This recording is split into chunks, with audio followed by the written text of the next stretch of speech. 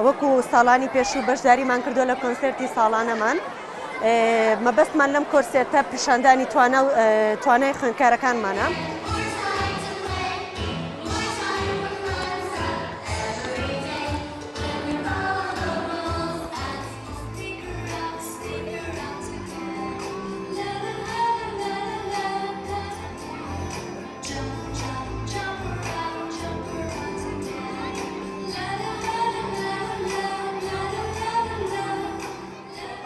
داریا دوخۆشم بەشداریم کردووە لەناو ئەم چالێکەیە لەگەڵ ڕەفیقەکانم.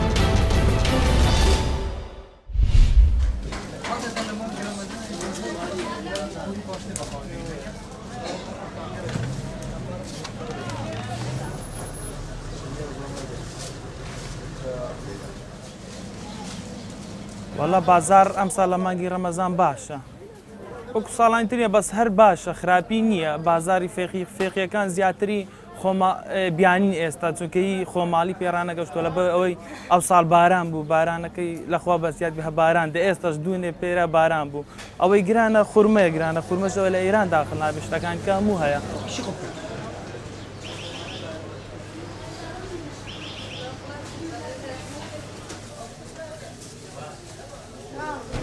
بازار تا حدەچێت بۆ ڕەمەزانی نالێن کە گرانە باشە بە ئەو تشتانێک کە گرانە هەمان بیانینە کە دەچین تشتی دەکرێن دەڵێن کە بە ئەو ئەشانە بۆ گرانە جانێت بۆ شکلێنێ دەڵێ هەموو لە دەرەوە بەماناتێت طبعاً خۆمانیمان ئەگە هەبیت باشترە تامیشی خۆشترە و هەرزان ترش دەبێت.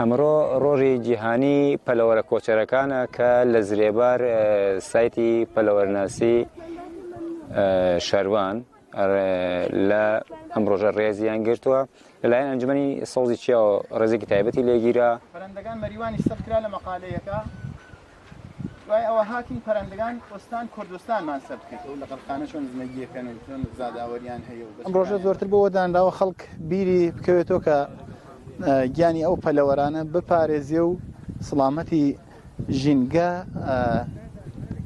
ها بە ئەو پەلەوەرانەی کە لەو ناوچە لەو منتەقا ئەژین.